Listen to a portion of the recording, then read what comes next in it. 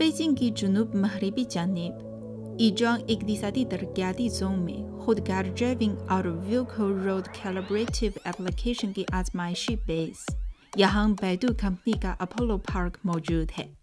17,000 मरबा मीटर के रकबे पर फैले हुए इस पार्क में 300 से ज़ायद खुदगार गाड़ियाँ आजमाइश के लिए तैयार हैं।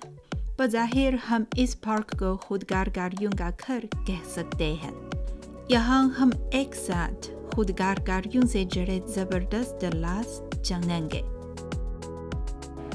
अस्सलाम वालेकुम, मैं हूँ तबस्सुम और मैं हूँ इफ़त। आज हम खुदगार गाड़ियों के घर में मौजूद हैं। खुदगार गाड़ियों के बस से बड़ा क्या टेक्नोलॉजी है, आज हम इस लात से पर्दा उठाएंगे। जी चले चले।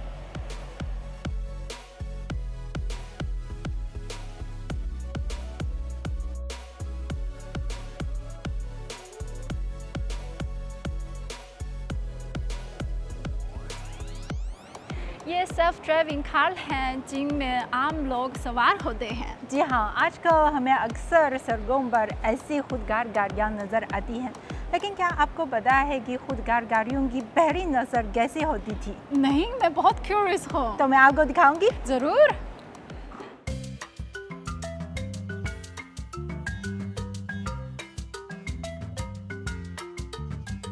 इधर देखिए, तो हमारे सामने ये गाड़ी, आपके ख्याल में क्या आपको ये खुदगार लग रही है? यकीन नहीं आता कि पहली नस्ल की सेल्फ ड्राइविंग कार इतनी सादा थी। ऐसा लगता है कि इस गाड़ी की छत पर ये रडार डिवाइसेस की ये पेडेस्ट्रियन हाथ से बनाया गया हो। जी हाँ, दरअसल ये साल 2015 में बैदू कंपनी और सिडनी यूनिवर्सिटी के बाहमी तावन से तैयार करता पहली खुदगार गाड़ी है। उस वक़्त से अब तक 7 साल गुजर हो चुके हैं। तो आपके ख्याल में अब जदीद तरीन खुदगार गाड़ी किस तरह की होगी? हमने तो तजुर्बा किया है ना, सवाए इस चीज़ के इसके स्टीयरिंग व्हील के पीछे कोई ड्राइवर नहीं है, वो वाकई हमारी आम गाड़ियों जैसे ही है। मैं आपको एक नई और जदीद तरीन खुदगार गाड़ी दिखाऊंगी। वो क्या है? तो हम वहाँ पहुँचने के बाद आपको खुद इल्म होगा। ओके।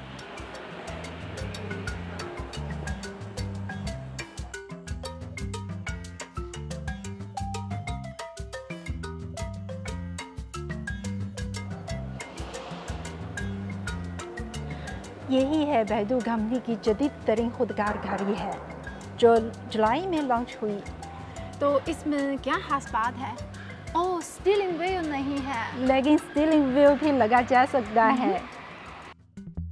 अपोलो RT6 खुदगार गाड़ी के अंदर मुसाफिरों की मांग के मुताबिक मेज़ और कुर्सी समेत दीगर मुख्तलिफ सहूलियात की तनसीब मुमकिन है। इस गाड़ी में कुल 38 सेंसर्स नस्ब होते हैं। डेटा प्रोसेसिंग की ज़बरदस्त सलाहियत और गाड़ी के अहम तरीन सिक्योरिटी सिस्टम की ज़मानत की बदौलत RT6 आला सतही खुदगार ड्राइविंग के मियार पर पूरा उतर सकती है और शहरों में मसरूफ़ सड़कों की पेचीदा सूरत हाल से भी आसानी से निमट सकती है, ताकि मुसाफिरों को बाहिफाजत मंजिल तक पहुँचाया जा सके।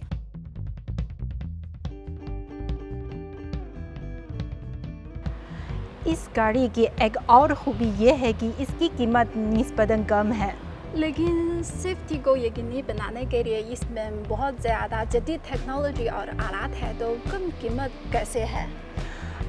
दरअसल इस दर्जे की खुदगार गाड़ी तैयार करने के लिए तकरीबन 10 लाख RMB की ज़रूरत है, लेकिन इस गाड़ी के लिए सिर्फ 2,50,000 yuan। चीन में ऑटोमोबाइल इंडस्ट्री की जामा सनती चीन से इस्तीफादा करते हुए RT6 की लागत निस्बतन कम है। इसके साथ साथ खुदगार गाड़ियों की लागत में कमी आने से कमर्शलाइजेशन के वसीह इम्कानात भी बढ़ रहे हैं और खुदगार गाड़ियों को अवाम की रोज़मर्रा ज़िंदगी तक लाया जा रहा है। इस वक्त चीन के चोंगचिंग, वुहान, ग्वांगझो और बीजिंग समेत 10 से ज़ायद शहरों के लोगों को खुदगार गाड़ियों की सहूलियात दस्तयाब हैं।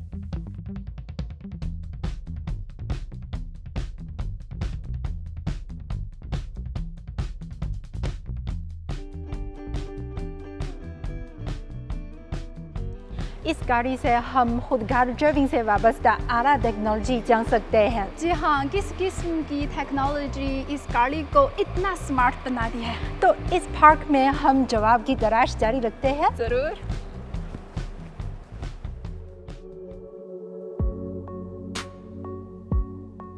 खुदगार गाड़ियों में नस्बशुदा सेंसर आसपास के माहौल से आगाही का काम करते हैं और फैसला साजी के लिए बुनियादी डेटा फराहम करते हैं। इस हवाले से सड़कों पर गाड़ी चलाने से कबल सेंसर की आजमाइश और दुरुस्तगी लाजमी है। अपोलो पार्क में एक ऐसी वर्कशॉप मौजूद है जिसे माहिरीन ने मुतादिद तजर्बात के बाद अमली शक्ल दी है। इस वर्कशॉप की मदद से तमाम लाजमी उमूर को 4-5 मिनट के अंदर निपटाया जा सकता है, जबकि माजी में 4-5 घंटे लग जाते हैं।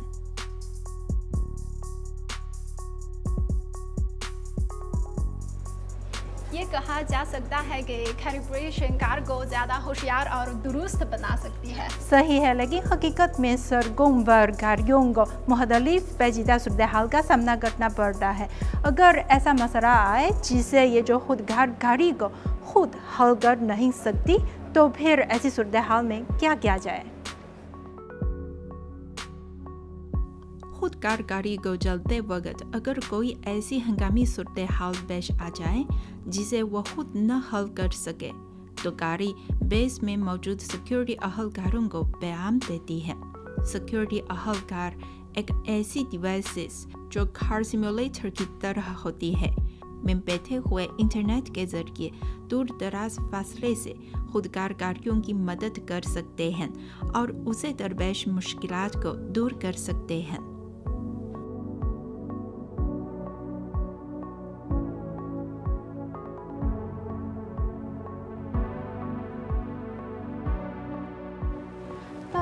हम न सिर्फ गाड़ी को मज़ीद ज़हीन और महफूज बना सकते हैं, बल्कि सड़कों के शुबे में भी काम कर सकते हैं। यानी रास्ते को ज़्यादा आसान बनाएं और कार को बेहतर तरीके से चलने के लिए मदद करें। सही।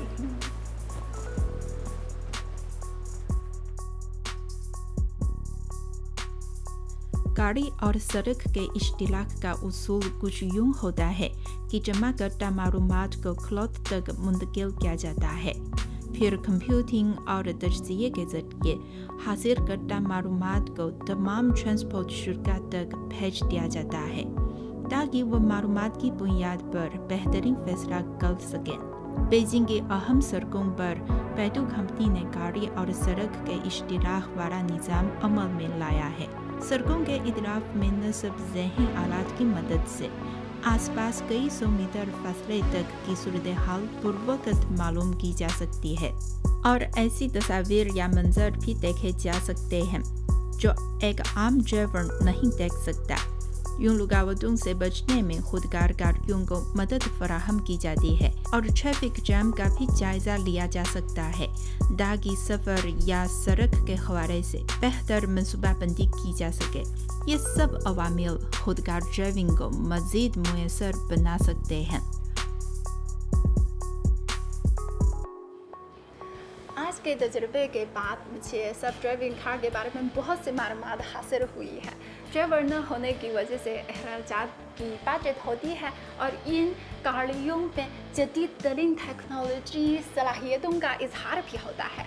जी हाँ, और इस सफ़र के बाद में मुस्तकबिल करीब में स्मार्ट शहरों और नक़ल हमल के स्मार्ट सिस्टम से अच्छी तवज्जो रखती है।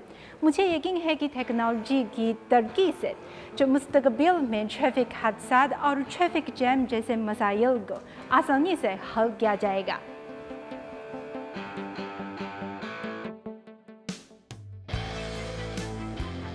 खुदगार ड्राइविंग स्मार्ट गाड़ी की आला तरीन सूरत में अपने कमर्शलाइजेशन के अमल में ज़हन मरबूत गाड़ियों की तेज़ रफ्तार तरक्की को भी फ़रोग़ दे रही है। साल 2025 तक जिन मुमकिन तौर पर दुनिया भर में खुदगार गाड़ियों की सबसे बड़ी मार्केट बन जाएगा। उम्मीद है कि खुदगार गाड़ी हमें रोशन मुस्तकबिल की जानिब तेज़ी से आगे लेकर चलेगी।